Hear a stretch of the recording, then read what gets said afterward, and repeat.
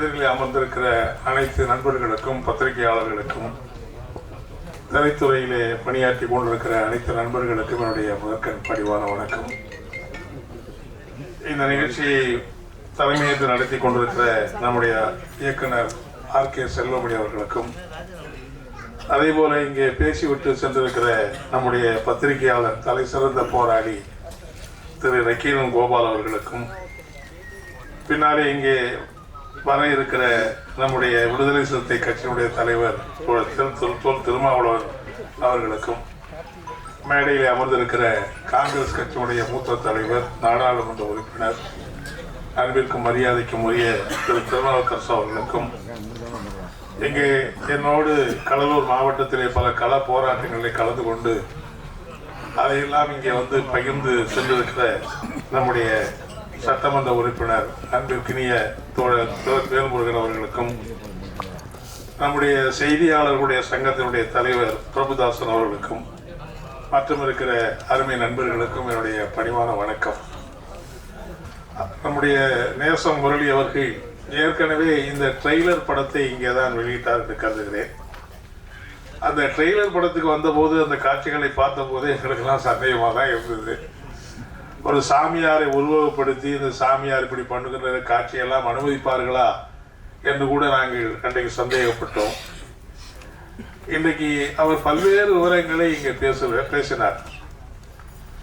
ஒரு நேச முரளி போல இன்னைக்கு இருக்கிற இளைய சமுதாயம் ஒரு எழுச்சியோடு இருக்கிற இளைய சமுதாயமாக இருந்தால் இந்த சமூகம் ரொம்ப ரொம்ப மாறி போயிருக்கும். ஆனால் இன்னைக்கு இருக்கிற இளைஞர்கள் கூட, இளைஞர்கள் மட்டுமல்ல, எல்லாருமே ஒரு அநீதியை எதிர்த்து குரல் கொடுப்பதற்கு தயங்குகிற நிலைதான் பொதுவாக இருக்கிறது. மிகுந்த தயக்கம் இருக்கிறது. ஒருவேளை நாம போனா நமக்கு ஏதாவது ஆபத்து வந்து விடுமோ என்று தற்காப்பு நிலையிலே தான் எல்லாரும் எல்லா பிரச்சனையும் பார்க்கிறார்கள். ஆனால் அப்படிப்பட்ட சூழ்நிலையில் ஒரு திரை உலகமே ரொம்ப சவால்கள் நிறைந்த உலகம். அது ஒன்றும் சாதாரணமான உலகம் இல்லை. நம்முடைய அருமை நண்பர், நம்முடைய இசையமைப்பாளர், இங்கே நம்முடைய ஸ்ரீகாந்த் தேவா அவர்கள் கூட இருக்கிறார்கள். ஒவ்வொருவரும் அந்த சிறைத்துறையிலே ரொம்ப கடினமாக உழைத்து சவால்களை சந்தித்து தான் அவர்கள் முன்னேற வேண்டிய ஒரு தேவை என்பதெல்லாம் இருக்கிறது. எடுத்த எடுப்பிலேயே எந்த வெற்றியையும் நம்மால் பெற்றுவிட முடிவதில்லை. எல்லா துறைகளில் போட்டி இருக்குங்கிறது உண்மைதான். ஆனால் அது எல்லாத்தை விட ரொம்ப கடுமையான போட்டிகள் நிறைந்த துறை இன்றைக்கு திரைத்துறையாக இருக்கிறது. அதில் இந்த நம்முடைய நேசம் முரளி அவர்கள் இன்றைக்கு இந்த அளவுக்கு இந்த சவால்கள் நிறைந்த இந்த துறையில் ஒரு முத்திரை பதித்து 4 படங்களை வெளியிட்டிருக்கிறார் என்பதே ஒரு பெரிய சாதனை என்றுதான் நான் பார்க்கிறேன். படங்களை எடுக்கிறது மட்டும் இல்லை, படங்களை எடுத்து எத்தனையோ பேர் படங்களை முடிக்க முடியாமலாம் போயிருக்காங்க. பல படங்கள் பாதியிலே இருக்கு அல்லது பெட்டியிலே இருக்கும் பல படங்கள். இப்போ இருக்கிற நவீன இது என்னன்னா, எல்லா படத்தையும் எடுத்து முடிச்சுட்டாலும் கூட தியேட்டர் கிடைக்குமாங்கிறது ஒரு பெரிய இதா இருக்கு. இப்போ தியேட்டர்களையே கட்டுப்பாட்டுக்குள்ளதான் வச்சிருக்காங்க. அவங்க விரும்புகிற படம் தான் 4 நாள் 10 நாள் ஓடும். விரும்பாத படம் பார்த்தீங்கன்னா ஏதாவது இந்த இடைப்பட்ட காலத்தில் இடைப்பட்ட நேரத்தில் போடுற மாதிரி, அதாவது ஒர்க்கிங் டேல வந்து மேட்னி ஷோ போட்டு விட்டுருவான். சமயத்தில் ஒர்க்கிங் டே லீவ் நாளில் கூட போட மாட்டான். ஒர்க்கிங் டேல மேட்னி ஷோ போட்டால் யார் பார்ப்பா?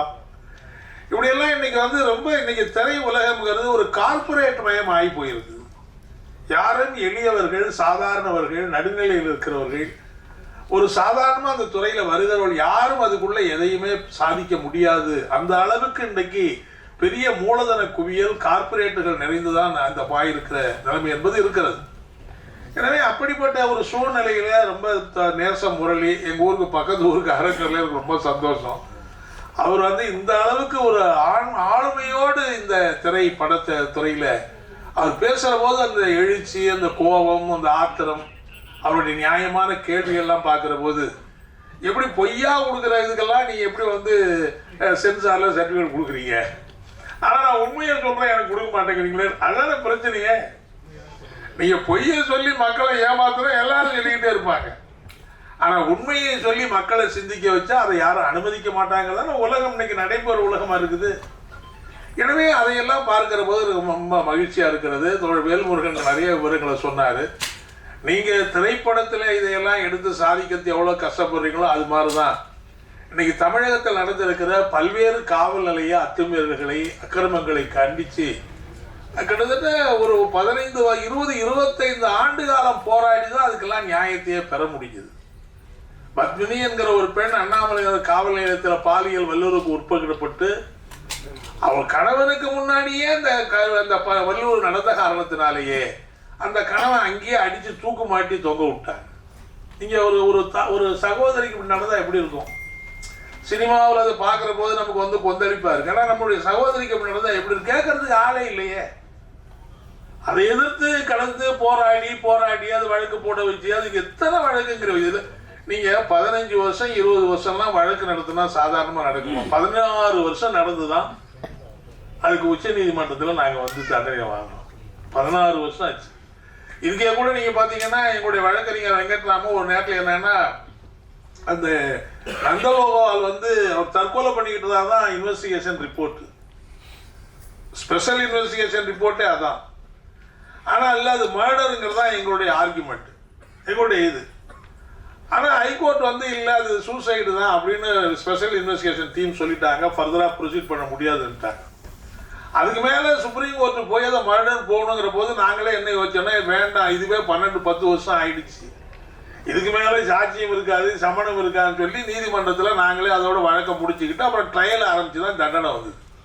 கடைசியாக பாதிக்கப்பட்டு தண்டனைக்கு உள்ளானவர்கள் சுப்ரீம் கோர்ட்டுக்கு போனாங்க. சுப்ரீம் கோர்ட் ஜட்ஜி அந்த மார்க்கண்டேய கட்சி என்ன சொன்னார்னா அது வந்து Nandagopal was not is suicide, it is a clear murder. ஆனால் கீழமை நீதிமன்றத்தில் அது சூசைட்னு முடிவு பண்ணிட்டதுனால நான் அது பேரில் கமெண்ட் பண்ண விரும்பலன்னு தான் அவர் கடைசியாக சொன்னார். ஸோ ஒரு நீதிமன்ற நீதி எப்படி இருக்குன்னு நினைக்கிறீங்க நீங்கள்? நீதி நினைச்ச மாத்திரத்தில் கிடைக்குதா? ஒரு 15 வருஷம் 16 வருஷம் கோர்ட்டுக்கு அலையணும், இந்த கோர்ட்டுக்கு அலையணும், அந்த கோர்ட்டுக்கு அலையணும், மாற்றி மாற்றி இன்வெஸ்டிகேஷன். ஒரு நீதி கிரிமினல் வழக்கில் அவங்களுக்கு தண்டனை கொடுக்குறாங்க. ஜுடிஷியல் என்கொயரி நடக்குது, ஜுடிஷியல் என்கொயரின்னு ஒரு கவர்மெண்ட் ஆர்டர் பண்ணுறாங்க. அந்த ஜுடிஷியல் என்கொயரி என்ன சொல்கிறாங்கன்னா Padmini was modesty was outrage but not ரேப்டுங்கிறான். அதான் அவங்களுடைய final judgment. Modesty was outrage but not she was not raped. இதுதான் அந்த ராமசாமி நீதிபதியினுடைய. ஆனால் அதே நீதிபதி சிங்காரவேலு ட்ரையல் கோர்ட்டில் ஷி வாஸ் ரேப்டுன்னு சொல்லி தான் தண்டனை கொடுக்குறாரு. எப்படி அவர் சொன்னார்ல அது மாதிரி தான். நீங்க ஜெய்பீம் படத்துல ராஜா கண்ணு கொண்டு போய் புதைச்சி விட்டான ஆளே இல்லையே, பாடியே கிடையாது. பாடியே இல்லாத ஒரு வழக்குல நடத்தி நீங்க தண்டனை வாங்க முடியுமா? சம்பந்தப்பட்டவங்களை போல கொண்டு போய் ஜெயிலில் போட்டிருக்கான், 3 மாசம் ஜெயிலில் இருக்கான், யாருமே கிடையாது. இந்த மாயத்துக்கு பக்கத்தில் இருக்கிற பந்தநல்லூர்ல தான் அவன் குடும்பத்தை கூட கொண்டு போய் பயந்து போய் அங்கதான் ஓடி இருந்தாங்க. நாங்க போய் தேடி பிடிச்சிதான் அங்க இருந்து கொண்டு வந்தோம். அதுக்காக எத்தனை வருஷம் 18 வருஷத்துக்கு மேல நடந்துதான் கடைசியா அவங்களுக்கு தண்டனை வந்து அதான் ஜெய்பீம் படம் எடுக்கிறாங்க. ஸோ ஒரு நியாயத்தை நிலைநிறுத்துவதற்கு சமூகத்தில் எவ்வளவு பெரிய போராட்டங்களை நடத்துவது, எவ்வளவு பெரிய அவரு புலியூர்ல அவர் சொந்த ஊர், அவர் சொந்தக்காரர் தான் செல்வம்னு ஒரு பையன், வேல்முருகனுக்கு சொந்தக்காரர். அவர் ஒண்ணுமே அடிச்சு போலீஸால செத்து போறான். போலீஸால செத்து போன கொண்டு போய் 4 கிலோமீட்டருக்கு அந்த ஆண்டா ஒரு மரத்தை தூக்கு மாட்டி தாவிட்டான். என்னடான்னு கேட்டா அவன் வந்து ராத்திரியே போலீஸ் ஓடிட்டாங்கிறான். ஓடி போனவன் அந்த தூக்கு மாட்டில் செத்துறாங்க. ராஜா கண்ணாக போய் கம்ப்ளைண்ட் கொடுக்குறான். அந்த ஜெயில் செத்து போன ராஜா கண்ணு போலீஸ்காரங்க எங்களோட சேர்ந்து தேடுறாங்க, ராஜா கண்ணை கண்டுபிடிச்சு கொடுங்க. ஊரு பூரா விளம்பரம் பண்ணா ராஜா கண்ணு எங்க இருக்காரு தேடி கண்டுபிடிச்சு கொண்டு ஒரு போட்டோ போட்டு இவன் தான் அடிச்சான், இவன் தான் செத்து போனான், இவன் தான் கொண்டு போய் பெரம்பலூருக்கு பக்கத்துல குழி தோண்டி போய் ரோட்ல ஆக்சிடென்டா போட்டு வந்துட்டான், அங்க இருக்கிறவன் போஸ்ட்மார்ட்டம் பண்ணி அடக்கம் பண்ணிவிட்டான்.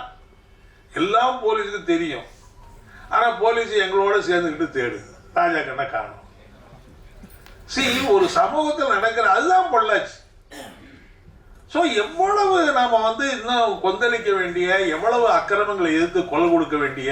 இந்த அவர் சொன்னார் புத்தாணி காவல் நிலையத்தில் வசந்தா, அந்த பொண்ணு அங்கேயே கற்பழிச்சு அங்கேயே தூக்கு மாட்டி தொங்க விட்டான் காவல் நிலையத்தில். எவ்வளவு நாள் போராடுவீங்க? ஸோ இப்படி வந்து சமூகத்தில் நடக்கிற இந்த அநியாயங்களுக்கு நம்ம வாச்சாத்தியை பற்றி நான் நிறைய பேச வேண்டிய நேரம் இல்லாதான் நான் பேசலை. 31 வருஷம் ஆச்சு இன்னைக்கு சுப்ரீம் கோர்ட் ஹைகோர்ட்டில் ஜட்ஜ்மெண்ட் கிடைக்கிறது.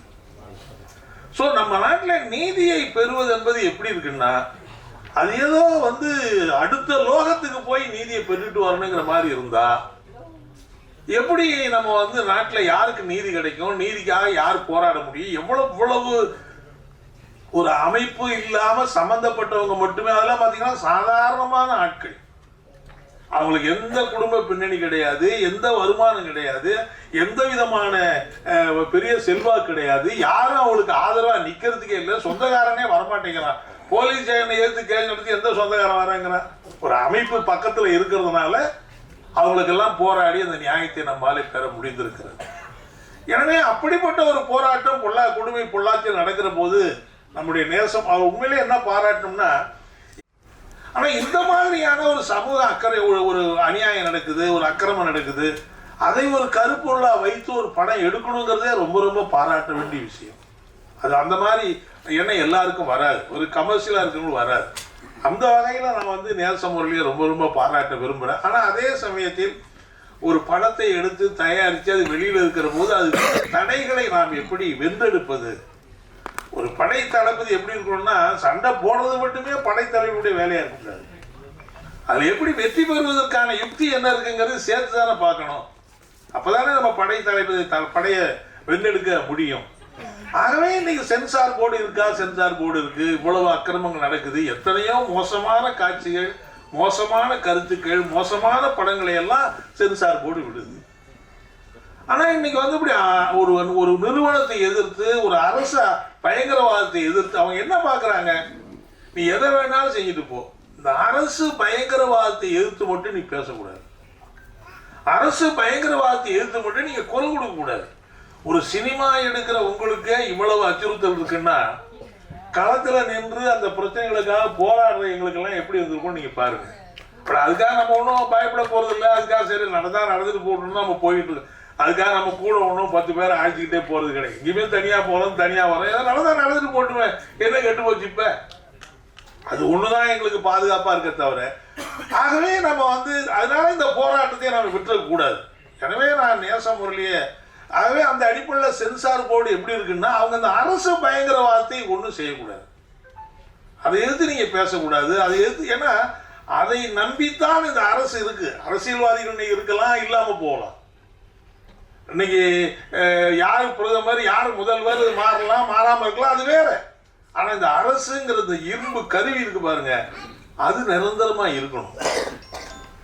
அதுதான் எல்லாத்தையும் தீர்மானிக்கிறதா இருக்கு. இன்னைக்கு என்ன யார் ஆட்சியில் இருந்தாலும் யார் தீர்மானிக்கிறா, ஆட்சியில் இருக்கிறவங்களா எல்லாத்தையும் தீர்மானிக்கிறா அப்படின்னு நம்பிக்கை இல்லை. அப்படி ஒன்று நடக்கிற மாதிரி தெரியுது. எல்லாத்தையுமே தீர்மானிக்கிறவள் இந்த அரசு என்கிற அந்த ஒரு பயங்கரவாத அமைப்பு இருக்கு பாருங்க, அதுதான் தீர்மானிக்குது. அது என்ன செய்தோ அதுதான் நினைக்குது. நீங்க வந்து ஸ்ரீமதினு ஒரு பொண்ணு வந்து கள்ளக்குறிச்சியில பள்ளிக்கூடத்துல இருந்து 3வது மாடில இருந்து உழுந்து தற்கொலை பண்ணிட்டு செத்து போச்சுங்கிறான்.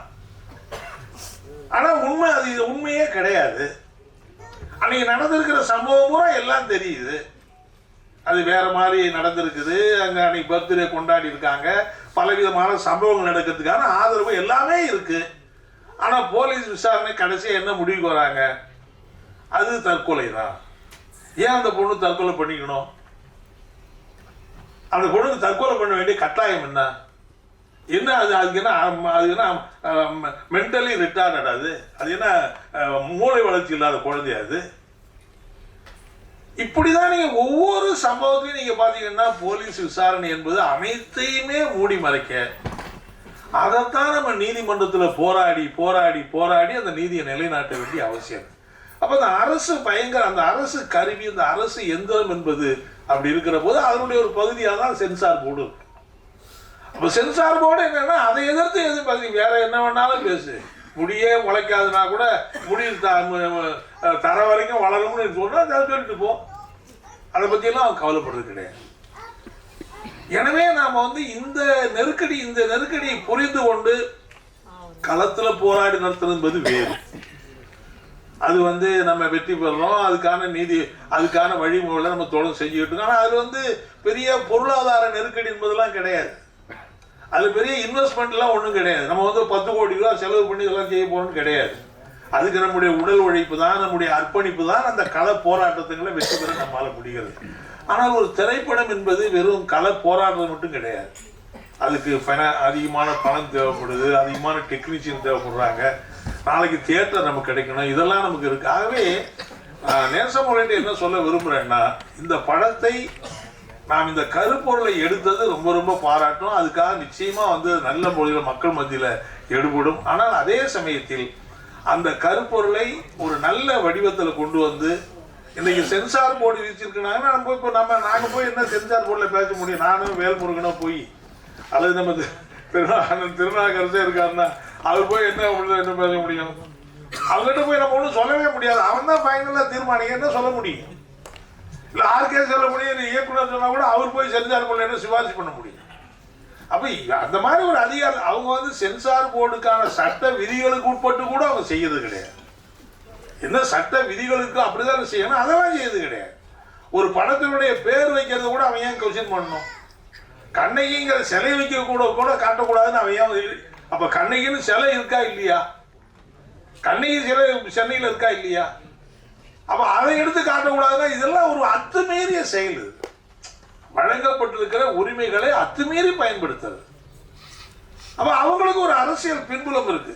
அதெல்லாம் அவர் நிறைய பேசிட்டார், நான் பேசுறா வேற மாதிரி ஆகும், அதனால நான் அதுக்குள்ள போக விரும்புறேன். அப்ப அவங்களுடைய அரசியல் பின்புலத்துக்கு ஏற்ப இந்த வந்து நிச்சயமா என்ன கேட்டா, இந்த படத்தை ஒரு சின்ன பின்னம் ஆக்க வேண்டும் என்கிற நோக்கம் என்பது ஏதோ அந்த படத்துல வந்து இருக்கிற காட்சிகள் என்பதனால மட்டுமல்ல, அந்த படத்தில் இருக்கிற ஒரு அதிகார அல்லது அந்த அரசு பயங்கரவாதத்தை எதிர்த்த ஒரு வடிவம் என்பதனால் மட்டுமல்ல, அதுக்கு ஒரு அரசியல் பின்புலமும் இருக்கிறது என்பதையும் சேர்த்துத்தான் நாம் புரிந்து கொள்ள வேண்டிய அவசியம் இருக்கிறது. ஒரு அரசியல் பின்புலம் இல்லாமல் இந்த அளவுக்கு இந்த பிரச்சனை வந்திருக்க வேண்டிய அவசியம் இல்லை. எனவே நிச்சயமா இன்னைக்கு பாடல் கேசட் வருது, பாடல் கேசட்டே இல்லாத ஒரு பொதுக்கூட்ட விழா மாதிரி நடத்தக்கூடிய அளவுக்கு ஒரு இக்கட்டான நிலைமையை சென்சார் உருவாக்கி இருக்காங்க என்பது அழுத்தமான கண்டனத்தை தெரிவிக்க வேண்டியிருக்கு. ஆகவே இந்த சோதனையில் அவர் வெற்றி பெறணும், இந்த படத்தை வெற்றிகரமாக கொண்டு வரணும். அதுக்கு ஏற்ப அவங்க விதித்திருக்கிற கட்டளைகள் இருக்குன்னா அந்த விதித்திருக்கிற அந்த நிபந்தனைகளுக்கு ஏற்ப அதை இன்னும் மாடிஃபை பண்ணி இன்னும் வந்து ஜனரஞ்சகமாக அதை கொண்டு வருவதற்கு என்ன செய்வதுன்னு பார்க்கணும். சில படங்கள் கருத்து ரீதியாக வெற்றி பெறுது, சில படங்கள் கமர்ஷியல் ரீதியாக வெற்றி பெறுது. கருத்து ரீதியாக வெற்றி பெற படம் கமர்ஷியலாக தோத்து போகுது. கமர்ஷியலாக வெற்றி பெற படத்தில் கருத்தே கிடையாது. அப்போ ஒரு சினிமா இயக்கனுடைய இது எப்படி இருக்கணும்னா, நம்முடைய கருத்தும் ஆழமா சிந்தனை தூண்டக்கூடிய கருத்தியலும் இருக்கணும், அதே சமயத்துல கமர்ஷியலும் சேர்ந்து இருக்க வேண்டிய ஒரு வர்த்தக ரீதியா வெற்றி பெற வேண்டியிருக்க. 2 படம் எடுத்து தோத்து போனா என்ன ஆகும்? ஆகவே அப்படி ஒரு வடிவத்துக்கு அதை கொண்டு வருவதற்கு நீங்க முயற்சி பண்ணுங்க. நிச்சயமா உங்களுக்கு ஒத்துழைப்பா உங்களுக்கு பின்பலமா நாங்கெல்லாம் நிச்சயமா இருப்போம். எங்களால எந்த அளவுக்கு முடியுமோ, எங்களால என்ன முடியுமோ அதுக்கு நாங்க கூடுதலா இருப்போம். அது வந்து சந்தேகமே கிடையாது. ஆனா என்ன முடியுங்கிற இந்த துறையில எங்களால என்ன முடியும்னு எங்களுக்கே தெரியல. சினிமா துறையில வந்து என்ன முடியுங்கிறது எங்களுக்கே தெரியல. ஆகவே நிச்சயமா உங்களுக்கு அது மாதிரி பாதுகாப்பு மற்றதெல்லாம் அவ்வளோ அதை பத்திலாம் நீங்க கவலையே படாதீங்க. அப்படி பிரச்சனை இருக்குன்னா நிச்சயமா உங்களுக்கு பக்கபலமா இருந்து உங்களுக்கு பாதுகாப்பாக நாங்க நிச்சயமா இருப்போம். நிச்சயமா இந்த மாதிரி நாங்க வெளியில இருக்கிற களப்போராளிகளுக்கு இருக்கிறோம்னா திரைத்துறையில அல்லது இது மாதிரி பல்வேறு துறைகள்ல பத்திரிகை துறையில இப்படி ஒரு கருத்தியல் போராட்டத்தை நடத்தக்கூடியவங்களுக்கு ஆபத்து வருதுன்னா அது யாருக்கு ஆபத்து வந்தாலும் சரி, அது திரைத்துறையில வரலாம், பத்திரிகை துறையில வரலாம், யாருக்கு அப்படிப்பட்ட அச்சுறுத்தலோ மிரட்டலோ அல்லது பாதுகாப்பற்ற நிலைமை ஏற்பட்டாலும் நிச்சயமா எங்களை போன்றவர்கள் உங்களுக்கு பக்கபலமாக இருப்போம், உங்களுக்கு உறுதுணையாக இருப்போம். அதனால நீங்க மேற்கொண்டிருக்கிற போராட்டத்தை துவங்கி அதை வந்து தொய்வடைஞ்சிடக்கூடாது. அந்த போராட்டத்தை வெற்றிகரமா நீங்க நடத்துங்க. அது வெற்றிகரமா நடத்தணும்னா அதுக்கான உத்திகள் என்ன, அதுக்கான அணுகுமுறை என்ன இருக்குங்கிறதையும் நீங்க தான் தீர்மானிக்க முடியும். உங்களால தான் அதெல்லாம் செய்ய முடியும். அந்த வகையில் நீங்க அந்த பணியில வெற்றி பெறணும். இதே மாதிரி தமிழ்நாட்டில் சமூக அநியாயங்களை சிருஷ்டிக்கிற படங்கள் அதிகமா வர வேண்டிய தேவை இருக்கிறது. எத்தனையோ அநியாயங்கள், எத்தனையோ சாதிய கொடுமைகள் இருக்கிறது, எத்தனையோ சாதிய வன்முறைகள் நடக்குது, எத்தனையோ நீங்க திருத்தூர் தென் மாவட்டங்கள்ல ஒரே மாவட்டத்தில் 32 கொலைகள் நடக்குது ஒரே மாதத்தில். அந்த அளவுக்கு சாதிய வெண்மம் இன்றைக்கு தலைவிரித்து ஆடுகிறது. ஒரு பள்ளி மாணவன் அருவாளை தூக்கிட்டு போய் இன்னொரு மாணவனை வெட்டக்கூடிய அளவுக்கு சாதிய வன்மம் வளர்ந்து கொண்டிருக்கிறது.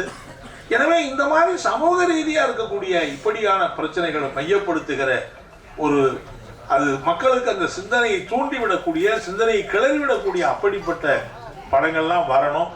அதுக்கு நம்முடைய நேசம் முரளியை போன்ற இன்னும் பல இயக்குநர்கள் வரணும். நேசம் முரளியை போன்றவர்கள் ஒரு முன்னுதாரணமாக திகழ வேண்டும், திகழ்வார்கள் என்ற நம்பிக்கையோடு நிச்சயமா உங்களுக்கு பக்கபலமாக எங்களை போன்ற அமைப்புகள் உறுதியாக செயல்படுவோம் இந்த நேரத்தில் தெரிவித்து வாழ்த்து விடைபெறுகிறேன். நன்றி.